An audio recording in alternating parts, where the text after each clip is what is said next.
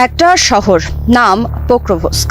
একসময় ইউক্রেনের পূর্বাঞ্চলে শান্ত একটি কয়লা খনির শহর। আজ সেখানে ধোঁয়া, ধ্বংস আর মৃত্যুতে ভরা এক যুদ্ধক্ষেত্র। রাশিয়া ইউক্রেন যুদ্ধের এই উত্তপ্ত পরিস্থিতিতে এখন প্রশ্ন একটাই, যদি রাশিয়ার কাছে এই শহরটারও পতন হয় তাহলে কি অপেক্ষা করছে ইউক্রেনের জন্য? আর ইউক্রেনের এই পতন রাশিয়ার জন্য কত বড় জয় হতে পারে? সংবাদ মাধ্যম দ্য কিয়েভ ইন্ডিপেন্ডেন্টের মাধ্যমে জানা যায়, রাশিয়া এখন পোক্রোভস্কের দিকে এমন আক্রমণ চালাচ্ছে যা তারা বিগত 1 বছরে একাধিক ফ্রন্টে করেনি। ঘন কুয়াশায় যখন ড্রোন কাজ করে না, তখনই তারা সুযোগ নিচ্ছে। এই আক্রমণ যেন তাদের জন্য শেষ চাপ এবং একটা দীর্ঘ যুদ্ধের শেষ অধ্যায় হতে পারে ইউক্রেনের এই শহর।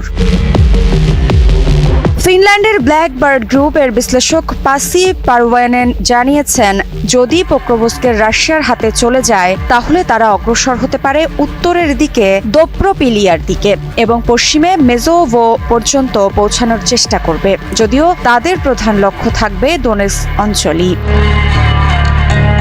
কিন্তু মূল প্রশ্নটা অন্য জায়গায়। ইউক্রেনের সেনারা এতদিন ধরে যে রক্ত, ঘাম আর সাহস ঢেলে পোক্রোভস্ক ধরে রেখেছে, তার মূল্যটা কি সত্যিই ছিল, নাকি এটা একটা যুদ্ধক্ষেত্র হয়ে উঠেছে যেখানে ইউক্রেন ধীরে ধীরে ক্লান্ত হয়ে পড়ছে?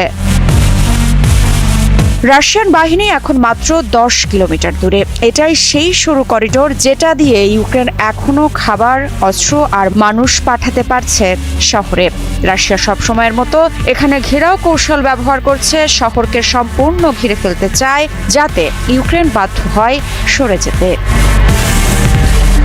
এদিকে এটা কেবল একটা শহর নয়, পোক্রোভস্ক ছিল একসময় ইউক্রেনের লজিস্টিক কেন্দ্র, যেখান থেকে সরবরাহ, চিকিৎসা, যোগাযোগ সবকিছু পরিচালিত হতো। এখন সেটাই যুদ্ধের কেন্দ্রবিন্দু। অন্যদিকে প্রেসিডেন্ট জেলেনস্কি জানিয়েছিলেন, এই সেক্টরের রুশ সেনারা ইউক্রেনীয়দের চেয়ে 8 গুণ বেশি। একটা অসম যুদ্ধ, কিন্তু তারা এখনো লড়ে যাচ্ছে। তবে ইউক্রেনীয় 7ম এয়ার অ্যাসল্ট কর্পস জানিয়েছে, রাশিয়ার সাম্প্রতিক আক্রমণ আংশিক সফল হয়েছে। এখন প্রশ্ন হচ্ছে, ইউক্রেন কি প্রস্তুত?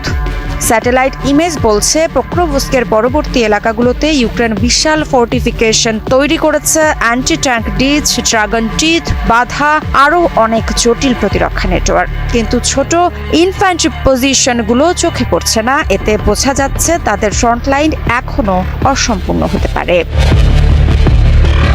যুদ্ধ বিশ্লেষক পারোয়েনেন জানিয়েছেন, এই যুদ্ধ সবচেয়ে বড় ক্ষতি হবে মানব সম্পদে। যেসব ব্রিগেড পোক্রোভস্কে যুদ্ধ করছে তাদের অনেকেই এর আগে আভদিভকা ও বাখমুতেও লড়েছে। তারা এখন ক্লান্ত, আর নতুন রিজার্ভ পাঠানোর মতো শক্তিও ইউক্রেনের হাতে নেই। তাহলে কি এই যুদ্ধ ইউক্রেনের জন্য হয়ে উঠছে অ্যাট্রিশন ট্র্যাপ, যেখানে রাশিয়া ধীরে ধীরে ক্লান্ত করে ফেলবে প্রতিপক্ষকে? তবুও পোক্রোভস্কের পতনে পুরো ফ্রন্ট লাইন ভেঙে পড়বে এমন নয়। ইউক্রেন ইতোমধ্যেই তাদের লজিস্টিক হাব আরও পেছনে সরিয়ে নিয়েছে, কিন্তু যুদ্ধের গতি কি থামানো যাবে? সেটাই এখন সবচেয়ে বড় প্রশ্ন। পোক্রোভস্ক রাশিয়ার জন্য কৌশলগতভাবে অনেক গুরুত্বপূর্ণ।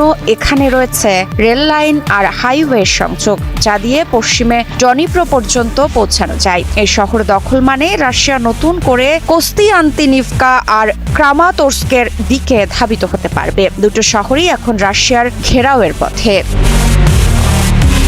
অস্ট্রিয়ার সামরিক বিশ্লেষণ টম কুপার জানিয়েছেন, পোক্রোভস্ক করলে রাশিয়া তাদের রেলপথ ভিত্তিক যুদ্ধ ব্যবস্থায় বিশাল সুবিধা পাবে। এটাই হবে তাদের পরবর্তী অভিযান কেন্দ্র। কিন্তু প্রশ্নটা থেকে যায়, রাশিয়া কোথায় থামবে? পশ্চিমে ডনিপ্রো নাকি উত্তরে ইজিউমের দিকে?